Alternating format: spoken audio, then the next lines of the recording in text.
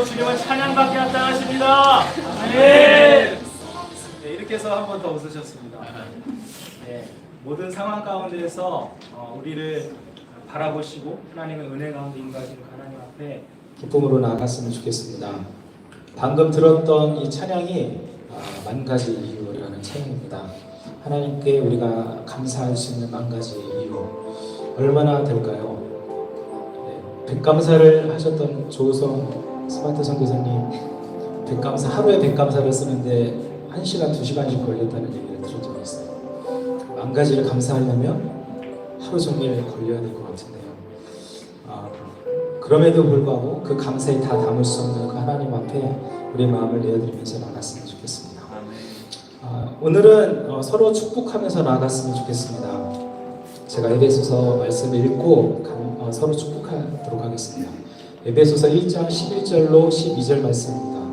모든 일을 그의 뜻에 결정대로 일하시는 이의 계획을 따라 우리가 예정을 이뤄 그 안에서 기업이 되었으니 이는 우리가 그리스도 안에서 전부터 바라던 그의 영광의 찬송이 되게 하려 하심이라. 아멘. 하나님의 계획을 따라서 우리가 하나님의 영광의 찬송이 되게 하려는 것이 하나님의 계획이라고 말씀하십니다.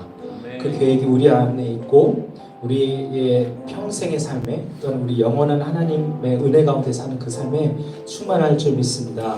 아멘. 그 고백들을 우리 서로 축복하면서 함께 노래했으면 좋겠습니다. 함께 일어나서 서로 축복했으면 좋겠습니다.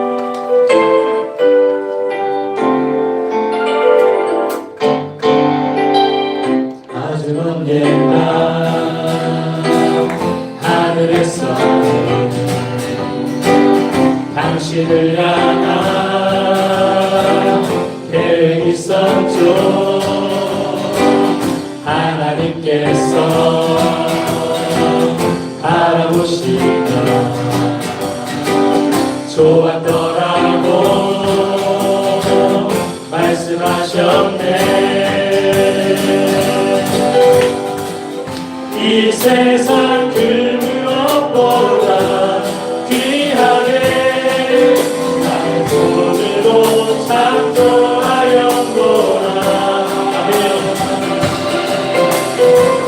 내가 너로 인하여 기뻐하노라. 내가 너를 사랑하노라.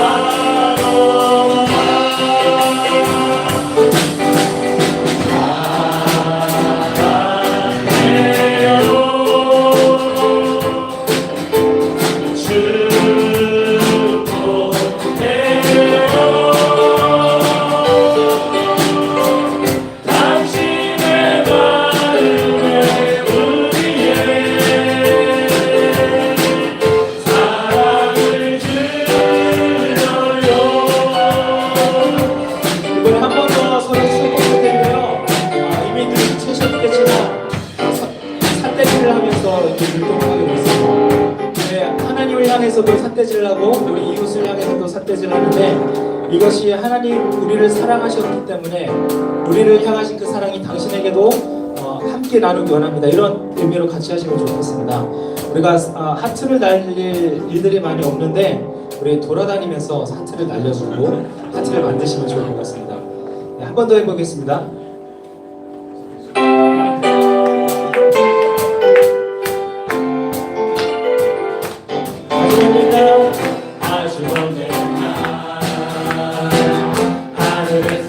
우리 돌아다니면서 당신을 향한 계획이 있었죠. 하나님께서 당신을 바라보시고 좋았더라고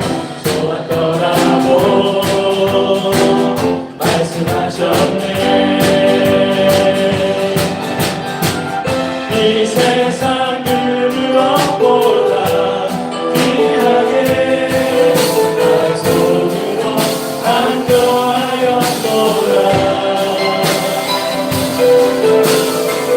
내가 너로 인하여 기뻐하노라.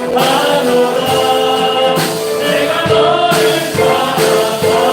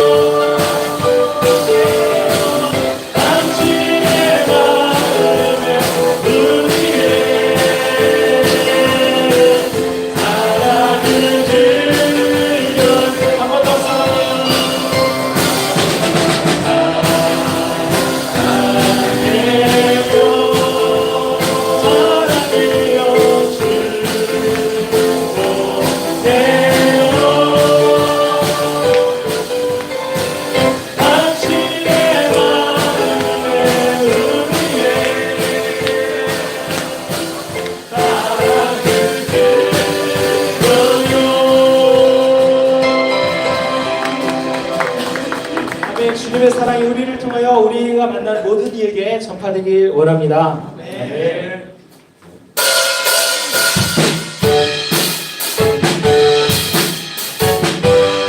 주님의 능력으로 부어 올라오십니다.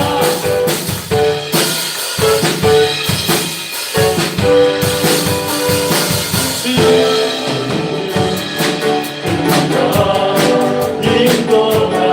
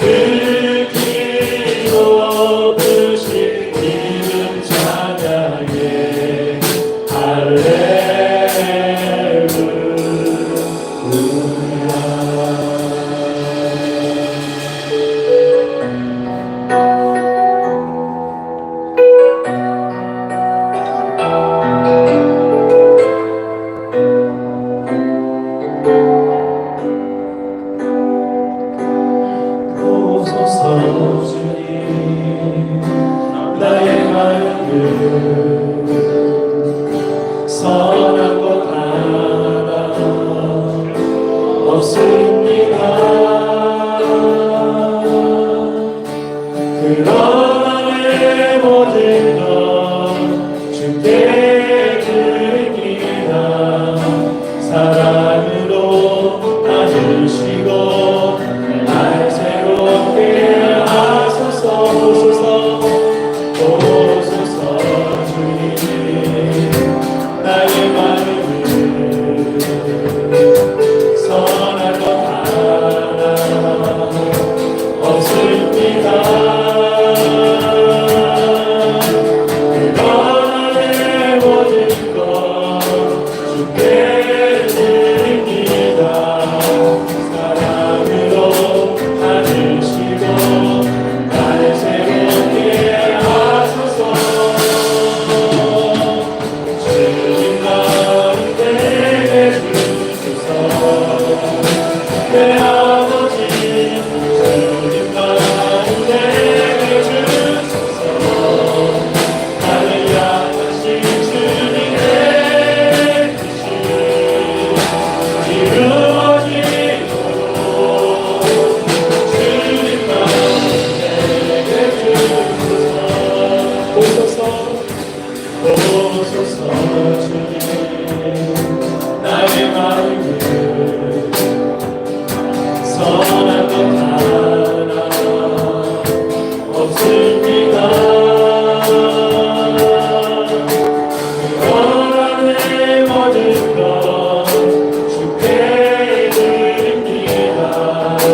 사랑으로 안으시고 나를 새롭게 하소서. 주님 마음 내게 주소서.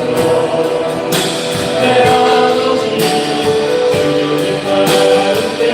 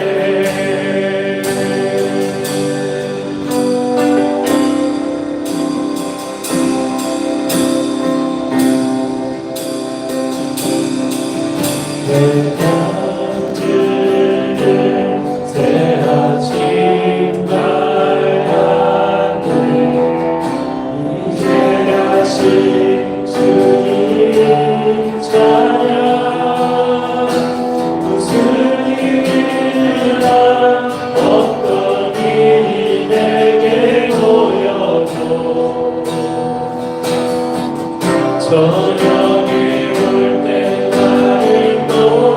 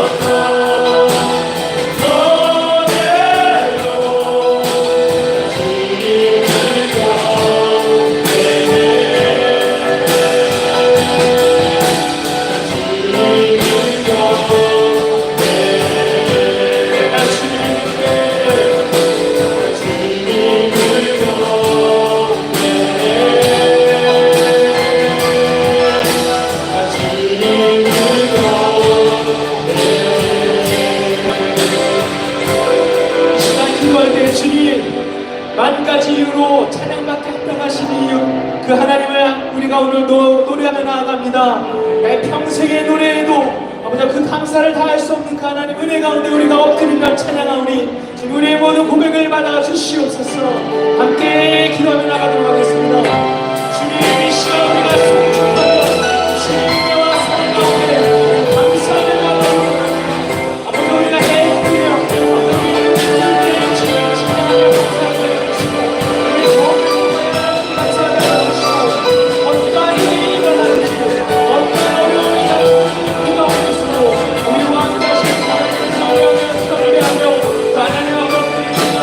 주시옵소서.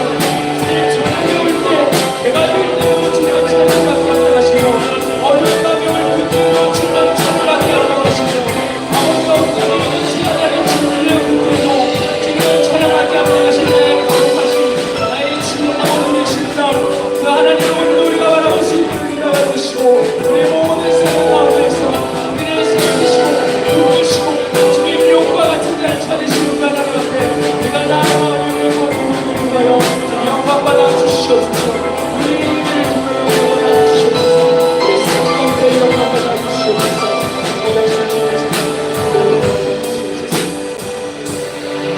주님 오늘도 우리의 호흡으로 인하여 주님을 찬양합니다.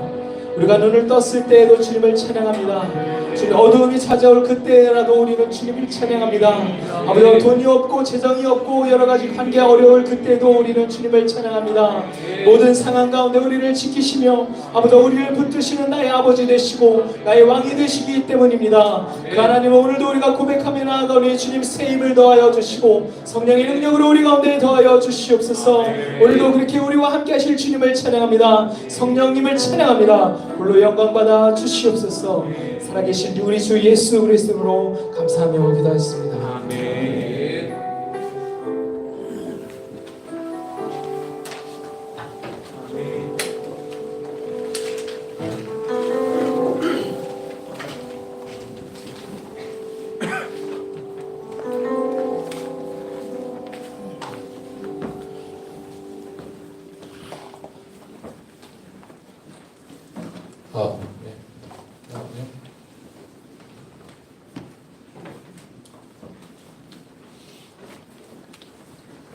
네, 반갑습니다. 오늘 말씀을 먼저 읽겠습니다. 사도행전 3장 말씀, 3장 9절부터 12절 몇 절 안 되니까 함께 같이 봉독하면 좋겠습니다. 사도행전 3장 9절부터 12절까지 천천히 같이 봉독하겠습니다. 3장 9절부터 12절입니다. 9절 시작. 모든 백성이 그 걷는 것과 하나님을 찬송함을 보고 그가 본래 성전 미문에 앉아 구걸하던 사람인 줄 알고 그에게 일어난 일로 인하여 심히 놀랍게 여기며 놀라니라. 나은 사람이 베드로와 요한을 붙잡으니 모든 백성이 크게 놀라며 달려 나아가 솔로몬의 행각이라 불리우는 행각에 모이거늘 베드로가 이것을 보고 백성에게 말하되 이스라엘 사람들아 이 일을 왜 놀랍게 여기느냐 우리 개인의 권능과 경건으로 이 사람을 걷게 한 것처럼 왜 우리를 주목하느냐. 아멘. 소리 좀 조금만 내려주실래요? 약간 하울링이 나는데. 예, 감사합니다. 고맙습니다. 예, 얼마 전에 어떤 모임에서 제가 설교를 하게 되었는데 그 자리에 우리 박 대표님이 앉아 계셨습니다. 제가 설교를 끝나자마자 박 대표님이 저한테 와서 오늘 한 설교를 제가 MSG를 조금 뿌리면 도시 하나 틀리지 말고 FMNC에 와서 해주십시오. 제가 그때부터 계속 도대체 어떤 부분이 우리 박 대표님의 마음에 이렇게 연결되고 그 말씀을 왜 FMNC에게 해주고 싶은 걸까? 도대체 FMNC는 지금 무슨 일이 일어나고 있는 걸까? 궁금했지만 제가 저번 속을 알 수 없어서 알지는 못했습니다. 그래서 오늘은 제가 설교하지만 박 대표님이 설교한다 생각하시면 될 것 같습니다. 제가 조금 더 친했으면 성대묘사를 해서 했을 텐데 아직 성대묘사가 안 되기 때문에 제 목소리로 하도록 하겠습니다. 글쎄 제가 이제 생각을 해봤습니다. FMNC의 고민은 뭘까? 박 대표님의 고민이라기보단 FMNC의 고민은 뭘까? 이런 생각을 좀 맡아서 생각해봤습니다. 그냥 FMNC의 고민은 모르지만 제가 이제 선교계에 그래도 오래 있었으니까 항상 닥치는 문제들이 뭐냐면 우리 GF도 마찬가지고 GF가 기관도 많고 또 선교의 전 기능을 발휘하는 그런 목표를 가지고 있는 단체이기 때문에 어떻게 보면 한국 선교에서 초계파 선교 단체로는 또 굉장히 앞서서 만들었기 때문에 굉장히 한동안 GMF 그러면 굉장히 신뢰가 있고 굉장히 GMF가 뭘 한다 그러면 그냥 잘하는 그런 단체로 이렇게 알려져 있었지만 사실 그거는 시간 조금 지나면 모든 단체가 다 그렇게 하기 때문에 별로 이렇게 똑같죠. 더 못할 수도 있죠. 마찬가지로 이제 그 차이가 날 때는 뭐가 굉장히 차이가 나는 것처럼 보이지만 시간이 조금 지나면 사실 그 차이가 금방 줄어들거든요. 제가 인도네시아 가서도 인도네시아 선교단체가 교단의 선교학교를 열어주는데 저한테 너무 기뻐하면서 이 교단이 우리한테 선교학교를 해달라고 부탁을 했다. 그래서 제가 그 선교단체 인도네시아 사람인데 지도자한테 2번만 선교학교 하면 너희들 안 부른다. 교단이 알아서 한다. 그 다음을 생각해야 된다. 그 신학교에, 그 교단 신학교에 석사학위 정도를 개설할 수 있는 정도를 빨리 준비하지 않으면 금방 추월한다. 제가 요번에 지준한테 다녀왔거든요. 이미 그 교단에서 70명 성경번역 선교사가 나와서 그거 교육시키러 갔다 왔는데 금방이에요. 그러니까 저도 FMC를 시작할 때부터 이렇게 교육을 왔던 사람으로 생각해 보면 그때는 컴퓨터를 가지고 뭘 한다는 것이 다른 단체들이 생각하지 않았기 때문에 엄청나게 이렇게 뭔가 차이가 나 보이지만 지금 한 20살짜리 데려다 놓으면 그냥 우리 안 가르쳐도 그냥 이렇게 요즘 20살이 아니라 애들 그냥 기계 주면 그냥 우리보다 훨씬 더 잘 하잖아요. 그러니까 별로 이렇게 차이가 기술적인 면에서는 차이가 없고 또 심지어 이번에 ITNC 때도 그랬지만 어떤 거는 우리가 다른 단체 사실 거기는 IT 단체도 아닌데 불러다가 이렇게 강의를 들어야 될 정도로 우리가 생각하지 못한 걸 하는 데도 있고 그러니까 그러다 보면은 이제 우리 뭐지? 우리 FMC 뭐지? 이런 고민이 있지 않을까? 그런 고민이 없으면 더 문제일 것 같고 그러니까 지속적인 성찰이 필요한 게 우리 선교기관인 거죠. 지속적인 성찰이 필요한데 그 성찰은 무엇에 대한 성찰이어야 할까? 그게 오늘 약간 말씀의 주제인 것 같습니다.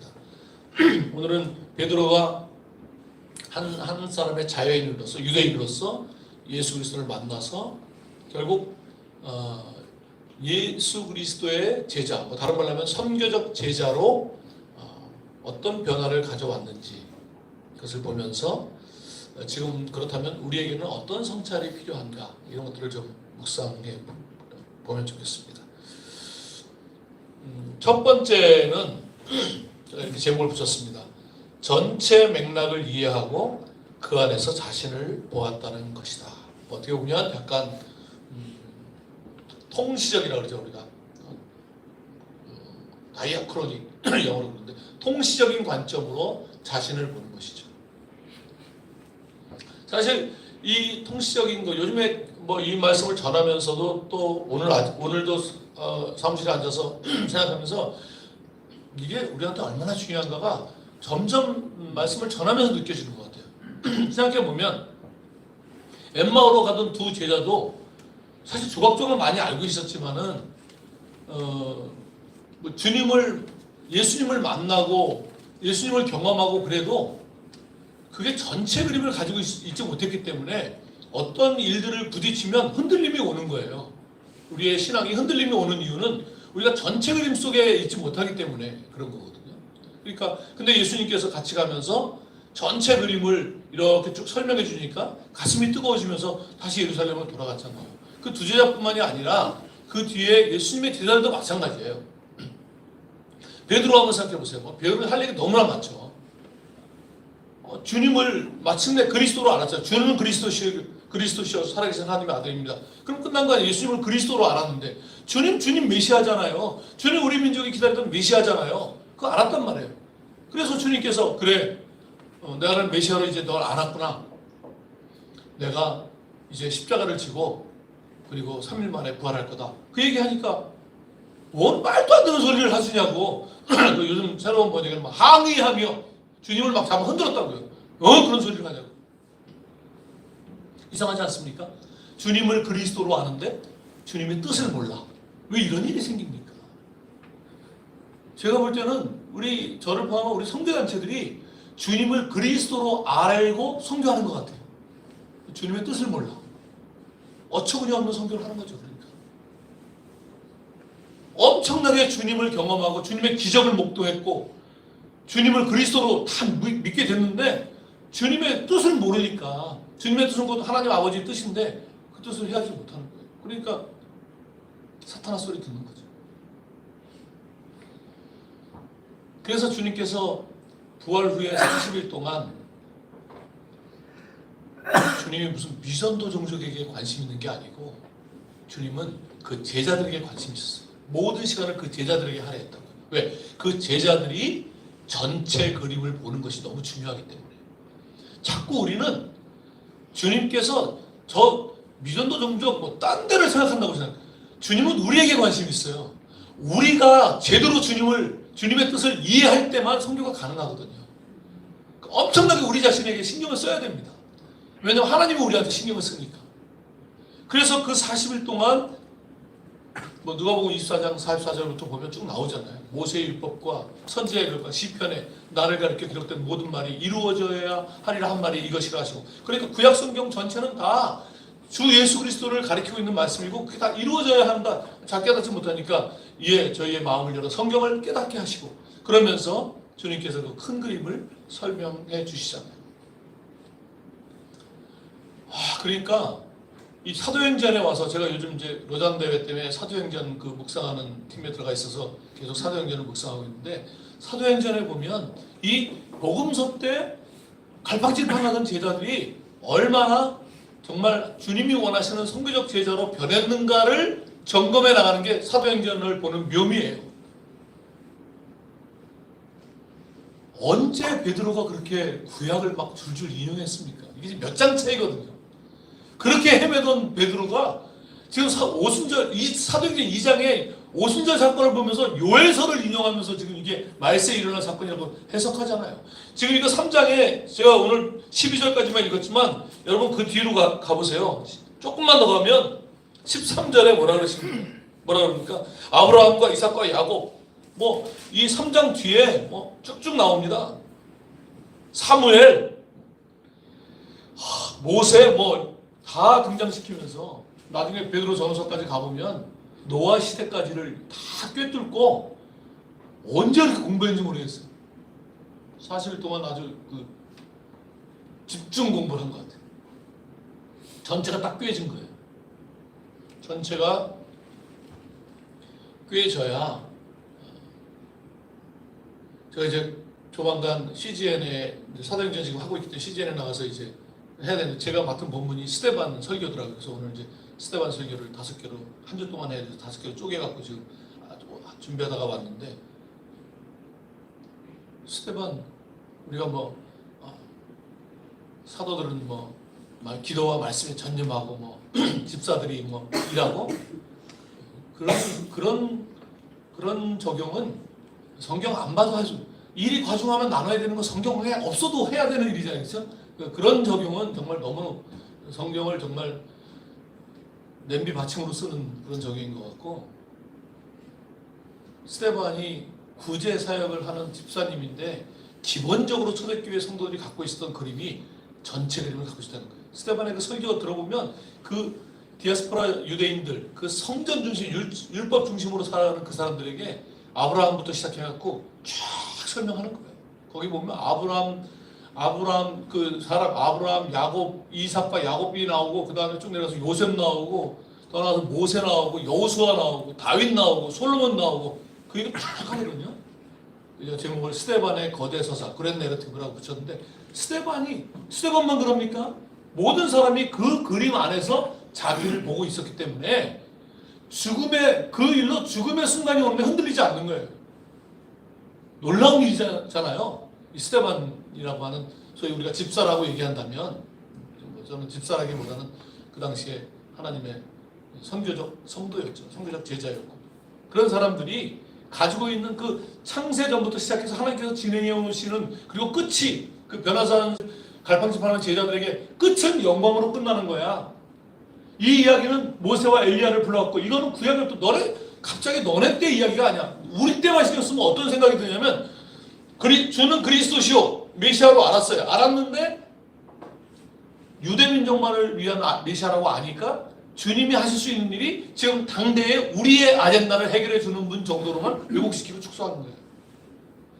그래서 주님께서 모세와 엘리야를 불러갖고 이게 어디서부터 흘러오는 일인가를 보여주시고, 마지막 영광으로 끝날 것을 다 보여주시고, 그때는 이해하지 못했지만 나중에 오늘 본문에 보면 제자들이 얼마나 변했는가를 우리가 알 수 있다는 거죠.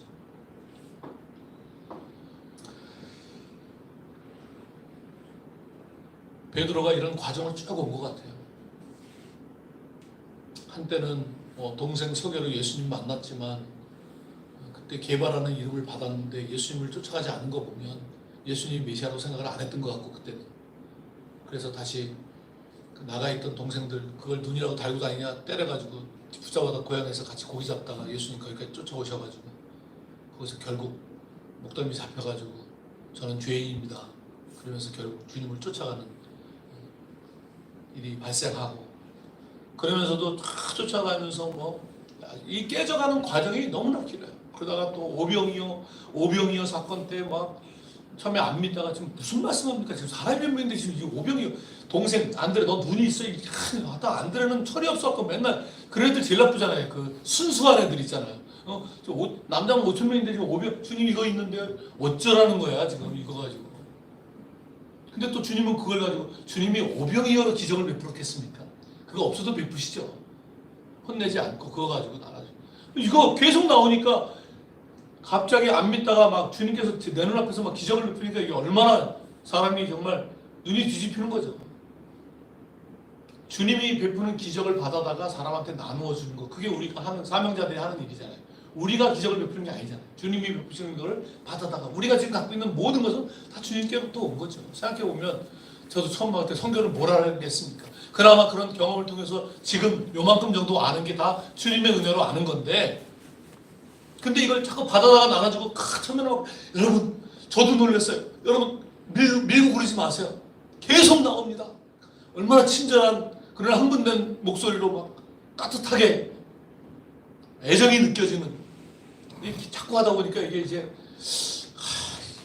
좀 헷갈리기 시작하는 거예요. 이제. 주님이 줄 때 기적이 일어나는 건지 내가 갖고 올 때 기적이 일어나는 건지 살짝 헷갈리면서 손을 이렇게도 한번 집어보고 이렇게도 집어봤는데 이렇게 집을 때가 더 잘 빨리 빵이 나오는 것 같고 근데 거기다 막 실화를 붙이면 손목에 스냅을 한번 주니까 더 잘 나오는 것 같고 막 이러면서 이제 엄청난 자기의 스토리를 만들어가는 거죠. 그러면 어떻게 되는 줄 아세요?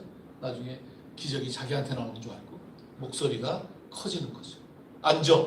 쪼그려뜨기 싶으시지만 그런 얘기 하는 거죠. 왜 오병이어 사건 뒤에 주님께서 끝마치지도 않고 갑자기 제자들을 재촉하여 보내시고 그리고 기도하러 올라가셨을까요? 그리고 왜 10시간 넘게 그 어부 출신 제자들이 갈릴리 하나 건너가지 못하고 그렇게 애를 쓰고 있었을까요? 밤새 동안. 그리고 주님이 걸어오시는데 귀신인 줄 알았다? 식었다는 거죠. 식었다는 거죠. 아까 같은 자기가 기적 베푸는 줄 알고 흥분해가지고 얼굴 벌게 있다가 근데 베드로가 덜 식어가지고 주님 제가 물 위로 한번 걸어볼까요? 아까 같았으면 하늘을 날 것 같았는데 조금 죽어가지고 그런 제자들이거든요 지금. 물 위로 걷는 게 뭐 주님께서 지금 내 제자 중에 드디어 물 위로 걷는 제자 하나 나오는구나 그런 걸 기뻐했을까요? 제가 볼 땐 주님께서 오라 그러신 건 너는 배 위에서 바람으로는 안 식는구나 물에 담가서 씩 소리가 나야지 식겠구나 그런 뉘앙스로 오라 그러신 것 같습니다. 그런 좌충우들 쭉 베드로가 경험하면서 계속해서 뭔가 주님을 안 것 같고 그러다가 또 깨지고 이런 과정을 그래서 베드로의 일생을 쭉 살펴보면 마지막에 주님께서 요한복음 21장에 내 양을 먹이라 라고 말씀하실 때 그 말씀은 저는 이렇게 해석이 됩니다. 내가 나를 사랑하느냐 아가파오로 물으셨는데 네가 나를 사랑하느냐 방금 전까지도 주님 절대 죽으면 안 됩니다 같이 쫓아와가지고 그러다가 3번 부인했잖아요. 그랬던 베드로가 그 앞에 어떻게 주님을 뻔뻔하게 제가 주님 사랑하죠 그렇게 말할 수 있었겠습니까? 근데 주님 좋아하는 건 진심이거든. 이제 아는 거죠. 이제 내 열정과 열심으로 되는 게 아니라 주님의 뜻을 온전히 아는 것이 중요한 것이구나. 주님의 제자로 살아간다는 것은 열정과 헌신의 문제가 아니라 올바른 것을 아는 문제구나 라는 것을 깨달은 거죠. 그러니까 아가파오로 대답하지 못하고 필로로 대답했거든요. 제가 주님 좋아합니다. 제가 주님 좋아합니다 라고 하는 말 속에는 굉장히 겸손한 말이죠. 그게 주님 제가 참 멋모르고 까불었네요. 이제 무슨 말씀인지 알 것 같습니다. 정도로 대답했다고 봅니다. 그래서 주님께서 그렇다면 내 양을 먹이라. 그러니까 유대인의 메시아로 정도로 알고 헌신하고 뜨겁게 막 열정 부었었는데 유대인의 메시아가 아니라 열방의 메시아라고 하는 것을 깨닫고 대답했을 때, 그러니까 내 양을 먹이라는 저한테는, 그래, 유대인이 아니라 지금 복음을 필요로 하는 모든 열방들 그 내 양을 먹이라. 지금 우리 주위에까지 와서 자기 나라 떠나서 얼마나 고생이 많아요. 그 이주민들 그 내 양을 먹이라. 그런 선교적인 내 양을 먹이라지 그런 목회적인 관점에서 저는 잘못된 해석이라고 생각합니다. 예수 그리스도의 제자들 향한 말씀 모든 것들이 사실은 주님께서 오신 목적과 부합하는 말씀이어야 하고, 그렇게 이해한 사람들이 그런 통치적 관점을 이해했기 때문에, 그래서 지금 우리의 문제는 선교를 좀 더 큰 맥락 속에서 이해하는 것이 필요합니다. 그렇지 않고 조각조각 보면 굉장히 왜곡돼서 갈 수 있는 그런 확률이 높습니다. 그래서 계속 그 말씀의 전체 맥락을 이해하는 그런 노력이 있어야 되지 않을까, 선교단체들은. 두 번째는, 그렇게 통시적으로 하나님의 마음이 우리 안에 들어오기 시작하면 그동안 우리가 보이지 않던 것들이 보이기 시작한다는 거예요. 그게 이제 그건 이제 공시적인 거죠. 세상의 공시적인 관점에서 하나님에 대한 이해가 얕으면 보는 것도 얕아, 보는 것도 제한돼요. 그런데 하나님에 대한, 왜냐하면 하나님의 눈으로, 하나님의 시각으로 보게 되니까. 그래서 사실 요한복음 5장의 베데스다 사건 때는 제자들이 예수님이 왜 명절에 예루살렘에 갔으면 양문을 가야지 왜 베데스다를 가나 이해를 못했을 거예요. 그때는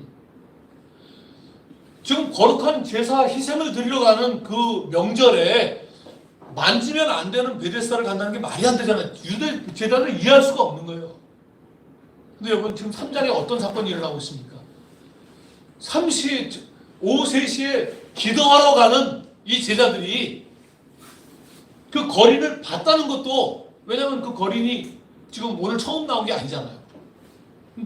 봤다는 것도 놀라운 일이고, 보통 같으면 보는 것도 신기한 일이지만 봤어도 먼저 예배 드리고 나오다가 고쳐주자, 이게 상식 아니겠습니까? 근데 예수님께서 양문으로 가지 않고 베데스다로 갔던 그때의 그 기억이 이들에게, 예수님은 그 당시에 다 이해 못했지만 부활 후에 제자들이 하나씩 하나씩 이해했거든요. 그러니까 지금 똑같은 게 나와요. 예루살렘에 올라가셨고 성전에 기도하러 올라가다가 가기 전에 거린이 보이는 거예요. 그리고 성전에 갈 사람들이 거린을 만져요. 고쳐요. 이런 제자로 변했다는 겁니다. 굉장히 놀라운 거죠. 안 보이던 구석이 보인 거예요. 그전 같으면 안 보죠. 저는 요즘 그런 생각을 합니다. 정말 우리가 주님의 제자가 된다는 것은 주님의 마음으로, 성령을 통해서 주님의 마음으로 채워져 가는 것이고, 그러면 우리가 하나님이 세상을 창조하신 그 넓이만큼 보여져야 되는 거구나. 근데 너무나, 그러니까 우리가 그게 다 없으니까 어쨌든 성령의 임재로 구석구석을 봐야 되지만, 그래서 예술가가 필요하고 음악가가 필요하고 미술가가 필요한 것 같아요. 제가 최근에 고호에 대한 책을 한 권 읽으면서 그 당시 피상적으로만 고호에 대해 생각하다가, 그 사람이 그 고호에 대해서 고호의 입장에서 이렇게 썼는데, 우리는 그냥 깜깜한 밤이면 깜깜하다. 그리고 뭐 하늘에, 뭐 요즘 서울은 별도 안 보이지만 조금 시골에 이제 가끔 성교지 가면 별 이렇게 많이 보이잖아요. 깜깜하고 별 보이고. 고호의 눈에는 밤이 어마어마한 색깔로 보였다는 거예요. 밤이 그냥 깜깜해가 아니라 밤에 엄청난 색깔이 있다는 게 그 예술가의 눈에 보였다는 거예요. 그리고 그 별이 그냥 반짝반짝이 아니라 별이 그러니까 그 밤하늘에 별을 엄청나게 그렸잖아요. 그런 게 막 보이는 거예요. 밀밭 보면 이 사람들이 예술가의 눈으로 보이는 게 있다는 거예요. 음악가도 마찬가지죠. 그러니까 주님의 사람들은 어떤 의미에서는 선교적 예술가인 것 같아요. 구석구석 보이는 거죠. 그동안 안 보였던 우리 옆에 와 있는 이주민들이 보이고, 또 뭐 우리 그 FMNC 훈련도 받았던 우리 김대식 전영순 집사님 기억하십니까? 혹시? 캄보디아 가셔갖고 저한테 기도 제목 계속 보내오시는데 제가 그분들을 뭐 최근에 칼럼에도 썼지만 93년에 싱가포르에서 처음 만나갖고 오래된 지인이신데 그때부터 만날 때부터 그분들은 교수공급 타면 맨날 병원에 교도소에 있는 그런 중증 환자들 이런 사람들 다 고기 재가지고 싸서 가서 먹이면서 전도하고 그랬던 분들이거든요. 평생 그분들 곁에는 중증 환자 그분들 뭐 포항에 있을 때는 설립병원에 있는 그 마지막 암에서 더 끝날 그런 사람들. 근데 지금 캄보디아 가서 왜 시골의 구석에 상상할 수 없는 병자들 기도 제목을 계속 보내오셨어요. 그 제가 거기도 컬럼에서 썼지만 그 사진을 보내셨는데 진짜 막 사진을 보면 끔찍해 막 그냥 가슴이 유방암이 4기인데 가슴이 완전히 다 썩은 분들인데 어떻게 그 병원 한 번 안 갔나 몰라. 여기서 간 그 전영순 집사님의 눈에 띄어가지고 병원으로 데려오고 구석구석이 보이는 거죠. 하나님의 사람들의 눈에는 그런 구석구석이 보이는 거라고 생각이 듭니다. 그러니 이것이 연결되어 있는 거죠. 하나님의 큰 그림을 보고 하나님 마음속으로 들어가고 하나님이 우리한테 채워지면 세상의 구석구석이 보이고 그 구석이 바로 땅끝이 되는 것이죠. 우리에게 구석에 있는 사람들이. 그리고 또 하나는 자신들을 주목하지 말라. 제가 놀라운 변화라고 쓴 것은 베드로가 얼마 전까지만 해도 국힙 완탑 되려고 물 위로 걷겠다고 딱 폼 잡은 거잖아요. 그때. 근데 지금 자기를 주목하지 마라. 이렇게 주목받는 게 가장 필요했던 이 제자가 이렇게 변했다는 것은 너무 놀라운 일인 것 같습니다. 현대 선교에 있어서 정말 우리가 이런 기술이나 변화하는 것에 들어가기 위해서는 정말 깊숙한 선교의 본질을 갖고 있지 않으면 가기가 어렵다고 생각합니다. 지금도 선교는 고통과 고난 속에서 이루어지고 있는 것입니다. 제가 그날도 조금 나누긴 했는데 지금 시간이 없으니까 길게는 못 나누지만 우리 GBT에 제 후배 선교사가 있는데 고등학교 때 성경 번역 선교로 헌신을 했어요. 여잔데. 그리고 뜨겁게 대학 때 학생단체 활동을 했어요. 아주 그 학교에서는 그 단체에서 전설이에요. 얼마나 뜨겁게 했는지. 그다음 나이 차이 좀 나는 교회에서 오빠를 만나게 되죠. 되게 그렇게 만나지 않습니까? 오빠는 이제 학교 선생님이어가지고 잘 됐다. 선생님은 보통 이제 성경 번역 선교사들이 한 사람은 성경 번역하고 한 사람은 그걸 가르치는 문해 교육을 하거든요. 그래갖고 정글로 갔다가 한 종족 옛날 종족이죠. 정글에 있는 종족으로 갔는데 보통은 그냥 다른 생각 안 하고 정글에 들어가서 그냥 성경 번역 끝내는 게 보통 GBT 선교사들의 특징이에요. 그래야 될 때도 있지만 그러지 않는 게 더 좋을 때가 많은데 제가 볼 때는 너무나 그렇게 오리엔테이션이 됐어. 근데 이 사람들은 그렇게 헌신을 오랫동안 했는데 들어가서 이렇게 하는데 머릿속에 이렇게 해서 성경 번역 끝나는 게 무슨 의미가 있을까? 이 사람들을 학교도 없고 아무 교육을 못 받았는데 이 사람들을 교육을 먼저 하는 게 중요하지 않을까? 그래갖고 물러나요. 저는 이거 굉장한 결정이라고 생각합니다. 성경 번역, 제가 아프간 가서 성경 번역 못하게 됐을 때 파키스탄은 난민촌으로 나와야 되는가 아니면 못하더라도 아프간에 있어야 되는가 결정 엄청 힘들었거든요. 저도 그냥 아프간에 남는 걸로 결정했는데 제가 그 결정을 해봤기 때문에 그렇게 물러나는 건 굉장히 어려워요. 그런데 와서 다시 해가지고 그 종족이 두 종족이 같은 말 쓰는 종족이 두 마을이 있는데 아주 깊숙한 마을로 갔다가 교육을 하려니까 조금 도시하고 가까운 쪽에 있는 마을로 가서 기숙사를 짓고 거기에 학교를 운영하게 됩니다. 그랬더니 몇 년 가서 사역한 이 첫 번째 마을에 있는 아이들이 거기에 교육하러 나와요. 그런데 거기 추장 아들이 여러 명인데 추장 아들들도 나오는데 추장의 막내가 너무 어려요. 얘는 애기야. 말은 할 줄, 서너 살 됐겠죠. 근데 얘도 딱 자기도 가겠다는 거예요. 형 따라서. 자기도 거기 가겠다. 왜냐면 이제 엄마처럼 이 선교사님이 돌봐줘갖고 자기 엄마도 있지만 선교사님이 너무 따르는 거예요. 자기도 가겠다는 거예요. 근데 여기 오면 1년에 한 번 비행기 타고 자기 집에 갈 수 있어. 어떻게 4살짜리 이런 애 데리고 옵니까? 근데 가겠다고 떼써갖고 데리고 옵니다. 근데 걔는 약해요, 몸이. 거기 애들이 뭐 야자수 나무 탈 때 거의 원숭이하고 경쟁하듯이 팍 올라가거든요. 그리고 뭐 강물에 수영하는 거 뭐 기본이에요.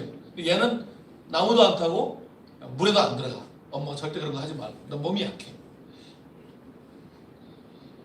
그랬는데 몸 건강한 애들 와서 교육받고 뭐 사고 치고 뭐 하여튼 다 설명할 수 없는 난리 부르스가 막 애도 배기하고 뭐 하여튼 그 종족에 뭐 별일이 다 생깁니다. 그래 또 그 애변 여자의 또 오빠가 와서 여기를 불지르겠다 막 이렇게 계속 어려움들이 많아요. 결국 다 이렇게 떠나고 그 제일 약한 제 애기가 제일 교육을 잘 받아갖고 걔가 성경 번역을 하는 아이로 한 명 딱 남게 됩니다. 그래갖고 이 선교사님하고 누가복음 번역하고 사도행전을 막 번역하는 중입니다. 너무 스토리가 좋잖아요. 근데 어느 날 걔가 죽어요. 어쩌라는 겁니까? 나 그 얘기 듣다가 신경질이 나갖고 어쩌라는 거예요 도대체. 힘들게 만드는 거 좋아요. 하나님께서 우리를 힘들게 만드는 거 좋아. 그렇지만 그러다가 뭐가 돼야지 않아. 그거 하나 남았는데 걔를 죽이면 어떡하겠다는 거예요 지금. 그 사건도 힘들었지만 이제 그 앞에 너무나 많은 것들을 막 견디면서 오다가 그 일로 인해서 결국 공황장애가 오게 되죠. 결국 철수했어요. 어쩌라는 겁니까? 선교가 이렇게 쉽게 뭐 제가 교회 가서 여러분 우리가 하는 일 해외 가서 그대로 하면 된다고요? 그건 해외 생활이죠. 선교가 아니고. 그건 해외 생활. 선교 헌신하지 않아도 그냥 가서 하는 사람들 많아요. 예수 믿지 않는 사람들도 그렇게 하는 사람도 많고요. 선교가 왜 이렇게 가벼워졌습니까? 지금도 엄청난 고난을 감수하면서 그러니까 성령이 오신 거잖아요. 그리고 영광을 보여주신 거잖아요. 우리에게.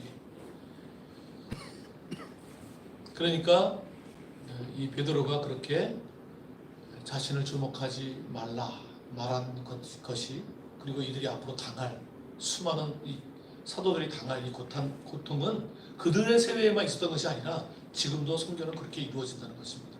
그거에 대한 것이 있고 시대를 분별해야 되는 것이죠. 그러니까 지금 우리에게 필요한 것은 무엇일까? 그런 것들을 좀 고민해 봐야 될 것 같고 마지막으로 예수님이 늘 그러셨지만 예수님은 어떠한 기적도 그 기적 자체를 위해서 하지 않고 그것이 하나의 깊은 진리를 설명하기 위한 도입부로 사용을 하셨습니다. 그건 구약에도 마찬가지예요. 여러분 사렙다 과부를 생각해 보세요. 사렙다 과부가 너무 배고파갖고 아들하고 마지막 먹고 죽으려고 하는데 선지자가 와가지고 그거 놔줘라. 진짜 선지자 역할도 힘들어. 그거 달래기가 얼마나 힘듭니까? 어쨌든 줬어. 먹었어. 그랬더니 막 거기 기적이 일어나. 기적이 일어났어.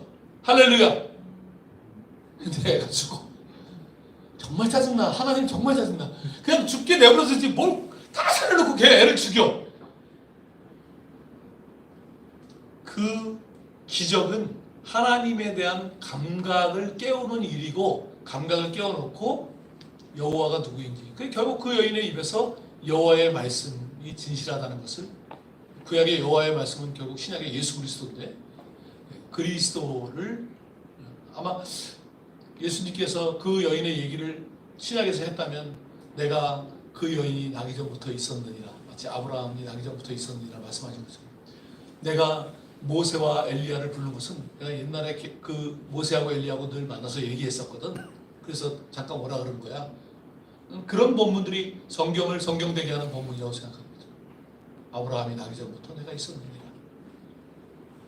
그래서 베드로도 여기에 지금 이 기적 사건으로 끝나지 않고 그 뒤를 읽어보시면 이제 그랜 내러티브 그 거대 서사를 설명하면서 이들에게 큰 그림을 설명해 나가는 그 진리를 설명하는 것으로 이 기적을 사용하고 있다는 거죠. 이런 것들이 복음서에서는 기대할 수 없는 제자의 모습이었습니다. 그런데 어느새 사도행전에 이렇게 변해버리고 이 지금 3장이지만 훨씬 더 가죠. 고넬료 사건에서 고넬료에게 역사하시는 성령을 보면서 그들이 우리처럼 들어와야 되는 것이 아니라 주님은 누구에든지 역사할 수 있다는 것을 깨우치게 돼요. 계속 깨우치는 이게 지속적인 성찰이에요. 성령을 통한 지속적인 성찰입니다. 성경은 한번 결정하고 끝나는 것이 아니라 마치 위성을 계속 궤도 수정을 하듯이 성령을 통해서 지속적인 성찰. 그걸 누구의 역할입니까? 선교사인 우리의 역할입니다. 우리가 그 성찰을 멈추면 지역교회는 소망이 없습니다. 그게 서구에서 나타난 문제점이에요. 선교를 딱 결정하고 나가서 실행은 열심히 했는데 지속적인 성찰을 통해서 교회를 깨우고 교회를 변화시키는 일을 누구의 역할입니까? 우리의 역할이에요. 그러니까 그런 선교에 대한 깊은 성찰, 거기에 더해서 여러분은 IT, 디지털 시대라고 하는 거기에 어떻게 이 깊은 복음이 들어갈지를 고민하는 사명을 가지고 있는 단체니까 그게 기술로만 가면 기술은 우리가 뛰어난 게 맞아요. 근데 기술이 아니라 그것이 왜 선교적으로 어떤 의미를 가지고 있는가에 대한 것을 성찰하는 것은 여러분에게 맡겨져 있으니 그런 성찰이 지속되는 한두 리더의 역할이 아니라 공동체 전체가 이를 감당하는, 그래서 여러분에게 성령이 임재하시고 지혜를 주시도록 간절히 바라게 됩니다. 기도하겠습니다. 하나님 아버지, 주님께서 FMNC를 시작하셨고 지금까지도 많은 은혜 가운데 이렇게 성장시켜 주시고 또 귀한 역할을 감당하는 선교기관으로 인도해 주신 것을 감사합니다. 그동안 많은 앞에서 리더들이 자기의 삶을 바쳤고 헌신했고 지금 여기까지 와 있습니다. 하나님 아버지, 성령 하나님께서 늘 임재하여 주시고 이 공동체에 속한 모든 사람들이 다 선교를 깊이 성찰하는 주님의 종들이 되게 인도하여 주셔서 함께 성령이 주시는 지혜로 함께 나누고 성찰하는 그 지혜를 모아서 이 디지털 시대에 선교를 앞서서 인도해가는 그런 귀한 선교기가 될 수 있도록 축복하여 주옵소서. 예수님의 이름으로 기도합니다. 아멘.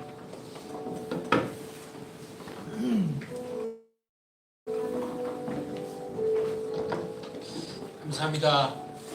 지금은 저희 FMNC 공동체에 주님께서 스마트 선교사들을 세워주시고 있습니다. 스마트 선교사님들 앞에 이름 한번 불러주시겠습니까?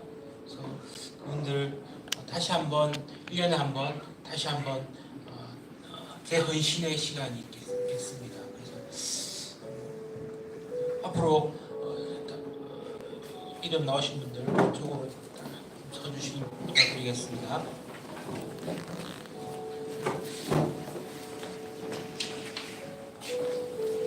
순서대로 주시면 김광성 목사님부터 순서를 모르니까 김광성 목사님부터 이 순서대로 네. 네, 이수정 선교사님 옆으로 가요. 김재유 선교사님, 김경섭 선교사님 이렇게 주세요. 민기성 기사님 이쪽으로. 김광석 선교사님, 이수정 선교사님, 김재유 선교사님, 김경섭 선교사님, 이정민 선교사님, 지미 선교사님, 김창호 선교사님. 예, 세로로. IT에만 가고 숫자에 이게 호수 파송 순서 이런 건가 봐요. 대표로 우리 김강석 스마트 선교사님께 앞을 좀. 제가 읽도록 하겠습니다. 파송장 성명 김강석. 위 사람을 예수 그리스도의 지상 명령인 너희는 온 천하를 다니며 복음을 전하라는 말씀에 따라 2024년에 활동하실 FMNC 선교사로 파송합니다. 2024년 2월 6일 FMNC 대표 박열박.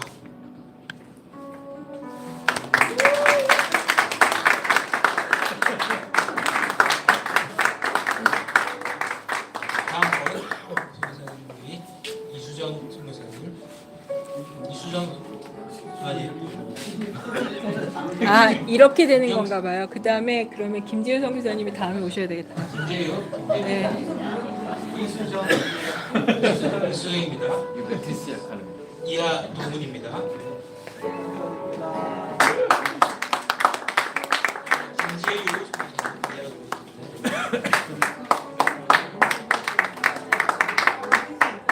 김경섭 선교사님.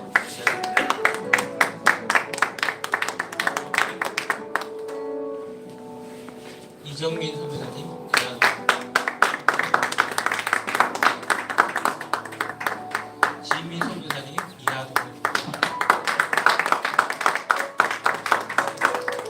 김창호 선교사님 이하 동문입니다. 조성 선교사님 이하 동문입니다. 네, 우리 성재현 선교사님 이하 동문입니다. 김민기 선교사님 이하 동문입니다. 이성호 선교사님 이하 동문입니다. 김성수 선교사님 이하 동문입니다.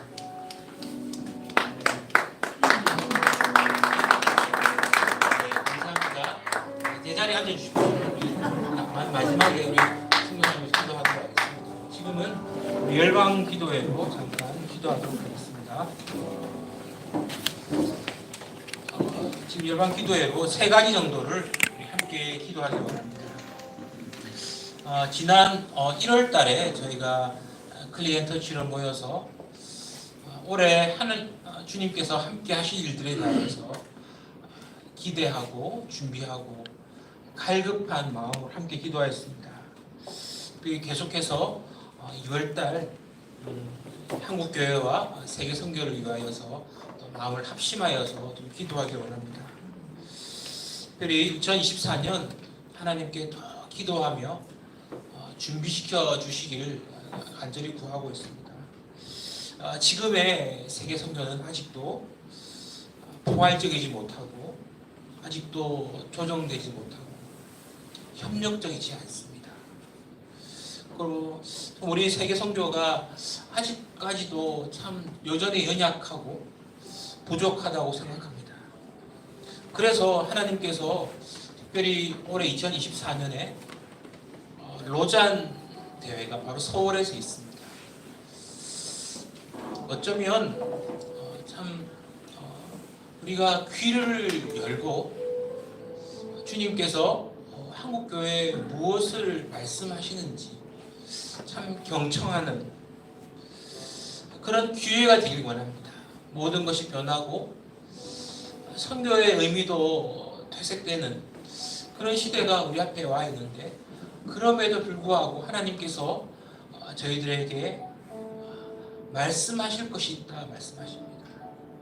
세계 기독교와 서로에 대해서 경청하는 방법을 배우는 그런 일들이 올해 우리와 또 우리 한국교회 세계 선교가 되기를 경청하는 방법을 배우기 원합니다. 또 이번에 또 로잔 대회를 준비하고 있는데 이 일을 통하여서 이제는 우리가 아니라 하나님께서 일하시는 방법을 배우는 대회가 되길 기도하고 있습니다. 우리 합심해서 기도할 때에 우리 한국교회와 2024년 한국교회와 세계 선교를 위해서 우리 합심하여서 함께 기도하도록 하겠습니다. 하나님 아버지 기도합니다. 아직 저희가 큰 교회가 아니고 큰 우리의 열심이 있었지만 과연 어떻게 하나님께서 경영하시는 하나님께서 이야기하시는 그 선교를 어떻게 감당해야 할지 여전히 부족하지 못하고 여전히 우리 정력하지 못하고 여전히 너무 하나님과 다른 이야기 가운데 속해 있는 우리의 선교를 하나님께서 일하시는 그 방법을 배우게 원합니다. 하나님, 그래서 우리가 서로가 서로에게서 귀를 기울이고 한 곳에 있는 저 열방에 있는 교회가 그 곳의 선교가 무엇을 말하는지 깨달아하는 그런 선교를 배우기 원합니다. 하나님, 우리 교회가 우리 선교가 하나님께서 일하시는 그 방법을 배우기 원합니다. 하나님, 우리에게 하나님 그 기회를 허락하여 주십시오. 하나님 2014년 하나님 세계교회 주님 앞에 아버지의 기다림 우리의 마음을 넓게 하여 주시며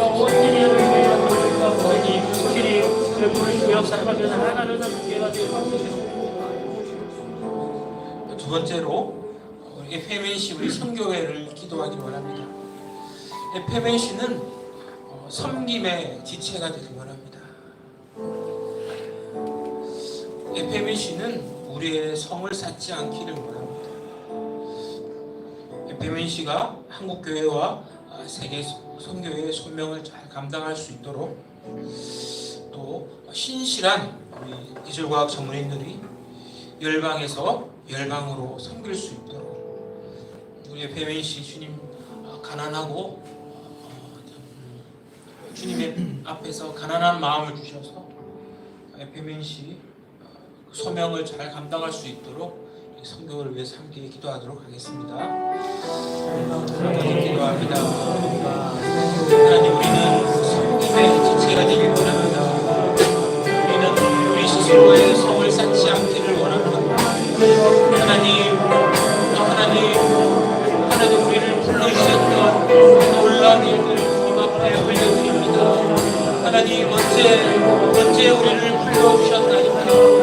하나님 우리가 어떻게 주님의 종이 되었나이까. 우리가 어떻게 주님의 성령을 감당할 사람이 되었나이까. 하나님 우리가 교회에 잡힐 수 있도록 해주십시오. 하나님 소명을 주십시오.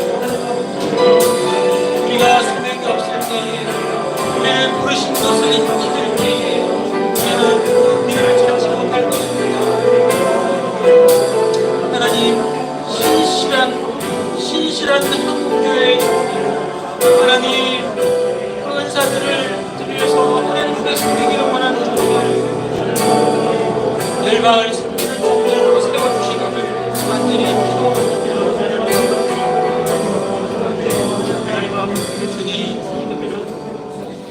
우리 마지막으로 오늘 다시 한번 재헌신한 스마트 선교사를 위해서 함께 기도하길 원합니다.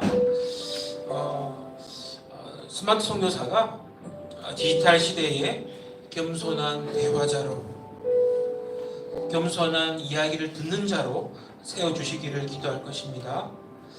그들이 미디어가 아니라 하나님께로 이끄는 선교사가 되기를 기도합니다. 이 시대를 분별하고 매일의 영적 제사를 드리는 소명을 다하도록 기도할 것입니다. 그리고 오늘 세워진 스마트 선교사를 위해서 우리 합심하여 기도하도록 하겠습니다. 사랑하는 아버지 하나님, 세워진 스마트 선교사님들을 위해서 기도합니다. 하나님, 그들의 귀를 열어주십시오. 그들의 입을 열어주십시오.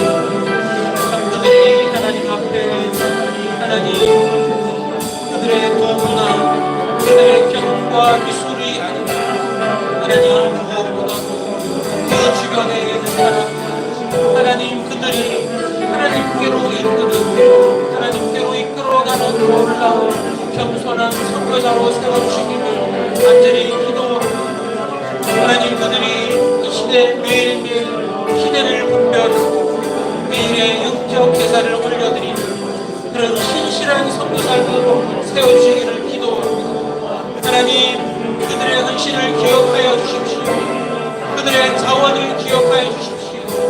하나님 겸손한 선교사로 세워주십시오. 하나님께서 어디로 가든지 이끌어주시는 그런 선교사 세워주시기를 간절히 기도합니다. 사랑하는 아버지 하나님, 저희 FMNC 선교회 하나님 2월달 클릭앤터치 예배로 모였습니다. 하나님 우리 공동체에 하나님의 부르심 다시 한번 깊게 묵상하며 주님 우리의 마음 가운데 주님의 말씀으로 가득 채워주시길 원합니다. 주의 말씀이 충만케 하여 주시기를 기도합니다. 하나님 아버지 우리의 은사와 우리의 주신 은사와 우리의 주신 하나님께서 주신 그런 아버지의 그 마음 한 사람 한 사람 모든 자들에게 간절히 기도하오니 모든 자들에게 성령의 그 기름 부으심으로 채워주시기를 간절히 기도합니다. 아버지 하나님, 오늘 세워진 스마트 선교사님들 하나님 맡은 바 소임 주님 충실히 다할 수 있도록 매일매일 예배드리는 자로 세워주시기를 간절히 기도합니다. 이 모든 말씀 나사렛 예수 이름으로 기도드렸습니다. 아멘. 네, 광고 올려드리도록 하겠습니다. 저희 이제 그 지저스 단넷이라는 전도할 수 있는 홈페이지가 유튜브 사이트가 있습니다. 그곳에서 이제 전도형 사역을 시작하고 있는데 우리 가운데 그 신앙 간증문을 모집하고 있습니다. 신앙 간증문을 모집하고 있으니까 우리 가운데 꼭 이 말씀들을 꼭 나누고자 하는 말씀들을 꼭 함께 좀 기록하셔서 우리 이정민 선교사님한테 손 한번 들어주시겠습니까? 이정민 선교사님한테 좀 같이 의논하시면서 신앙 간증문들을 기록해서 올려주시면 함께 지저스 단넷에 함께 올려드릴 기도 지금 준비하고 있습니다. 네, 지금 마이크로 SBS 클래스가 두 번째 클래스가 이제 잘 맞춰졌습니다. 네, 다음 공동해 주십시오. 예. 저희 공동체에서 수요일마다 점심시간에 함께 모든 자들이 함께 누구든지 함께 성경 읽기 모임이 있습니다. 지금 이제 줌으로 시작하였는데 점차 유튜브로 시작할 것인데 함께 그 성경 읽기 모임을 시작하였습니다. 매주 수요일 점심 12시부터 1시까지 줌으로 들어와서 함께 줌과 유튜브로 함께 누구든지 가족과 직장인분들과 누구든지 함께 모임 시작할 수 있습니다. 그래서 많은 분들이 이 운동 함께 성경 읽는 그룹들이 많이 생겨져 나가기를 함께 준비하고 있습니다. 네, 다음 주십시오. 예, 마지막으로 다음번 클릭앤터치는 3월 5일 바로 이 자리에서 있습니다. 감사합니다. 광고 마쳤습니다.